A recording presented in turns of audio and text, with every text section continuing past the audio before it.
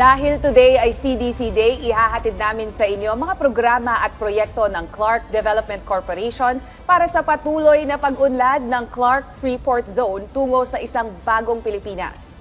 Muling nabuhay ang diwa ng kulturang Pilipino sa pamamagitan ng Pista sa Nayon, kung saan tampok ang musika, sayawan at larong Pinoy. Binigyan naman ng parangal ng CDC si Pampanga Representative Carmelo Lazatin Jr. dahil sa patuloy na pagsuporta sa Clark. Samantala, inilunsad ang Love in Every Form installation sa Clark Parade Grounds. Ang detalye ng mga yan sa report na ito. Sa Clark Freeport Zone, isang makulay na pagdiriwang ang nagbigay buhay sa Nayon sa Clark. Pista sa Nayon, isang masayang araw ng musika, sayawan at larong Pinoy na nagtipon ng mga pamilya at bisita para ipagdiwang ang ating kultura at tradisyon. Mula sa ati-atihan procession hanggang sa sinulog-inspired performances, ramdam ang saya at kulay ng ating pamana. Sa bawat indak at tunog ng tambol, muling nabuhay ang diwa ng ating kultura. Every third Sunday of January of each year, we celebrate the Holy Child, Jesus. And that is not just here in Pampanga, but it's in the entire Philippines, and it is very, very significant. Why? Because when the Philippines was discovered in 1521, we had the image of the Holy Child when the Spaniards came over to the Philippines. So that was in Cebu. And the original image of the Holy Child is still there. Now, here in the former place of the U.S. Servicemen, we also celebrate the Holy Infant because our chapel in Nayon, in Clark, is dedicated to the Holy Child. So, in Clark, we say on the third Sunday of every January, Happy Fiesta and Viva Pit Señor. Bukod sa mga pagtatanghal, tampok din ang palarong Pinoy para sa mga bata. Isang paalala na ang Clark ay destinasyon, hindi lang para sa trabaho o libangan, kundi para sa pamilyang Pilipino. Sa pangunguna ng Clark Development Corporation, ang Pista sa Nayon ay patunay na ang Freeport ay pwedeng maging sentro ng cultural tourism. Isang bukas na espasyo para sa lahat, kung saan ang alaala at kasaysayan ay muling nabubuhay. Habang patuloy ang mga aktibidad na nagbubuklod sa komunidad sa Clark, pinahalagahan din ng CDC ang mga suportang nagpapatibay sa pag-unlad ng Freeport.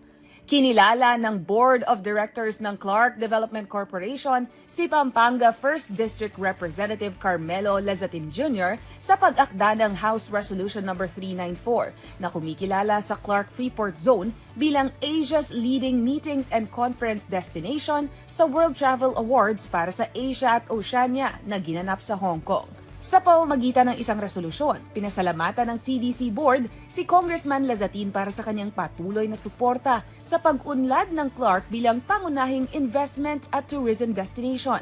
Pinangunahan ni na CDC Chairman Attorney Edgardo Pamintuan at President and CEO Attorney Agnes V.S.T. de Vanadera ang pagkilala kasama ang buong Board of Directors ng ahensya.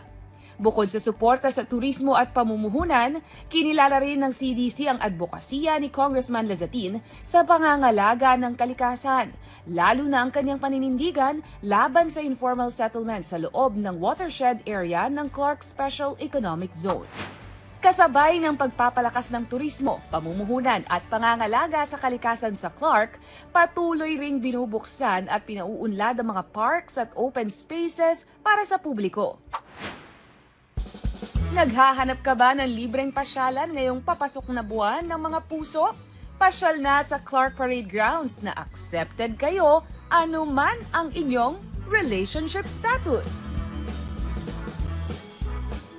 Para sa pamilya, magkaibigan at magkasintahan, at ano pa man ang inyong label, welcome na welcome kayo dito sa installation ng Love in Every Form ng Clark Development Corporation.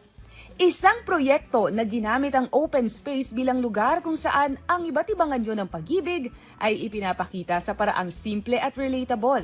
Bahagi ito ng patuloy na programa ng CDC para buhay ng mga pampublikong espasyo sa Clark Freeport Zone at gawing mas engaging ang karanasan ng mga bumibisita. Ayon kay CDC President and CEO Attorney De Vanadera, layunin ng proyekto na gawing mas bukas at mas people-friendly ang mga espasyo sa Clark.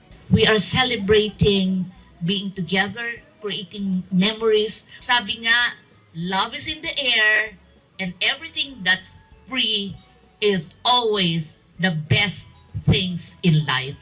Makikita sa parade grounds ang iba't ibang installations na sumasalamin sa iba't ibang yugto ng pag-ibig. Mula sa masasayang simula hanggang sa mga karanasang may dala ring aral. May love box photo booth para sa mga gustong magpa-picture, solo man o may ka-holding hands. Nariyan din ang puppy love wall para sa mga sweet messages o secret notes.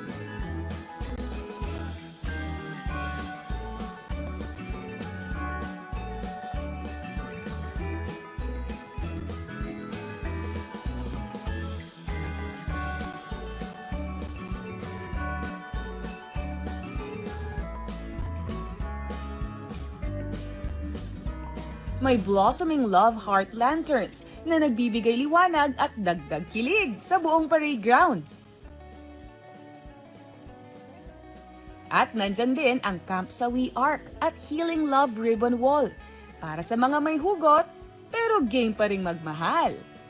Ang proyekto ay idinisenyo ng mga arkitektong sina Constante Arpilleda Jr., Paula Pamintuan at Daniel Tan at ipinatupad ng CDC Engineering Services Group sa pamumuno ni Vice President for Engineering Services Group Engineer Teresito Chetuico. Naging posible rin ito sa tulong ng Building Facilities and Maintenance Division na pinamumunuan ni Engineer Arnel Zamora. Sa Clark, ang mga open space ay patuloy na pinauunlad para sa publiko. Bahagi ito ng mga inisyatibo ng Clark Development Corporation para sa mas bukas at mas maunlad na bagong Pilipinas.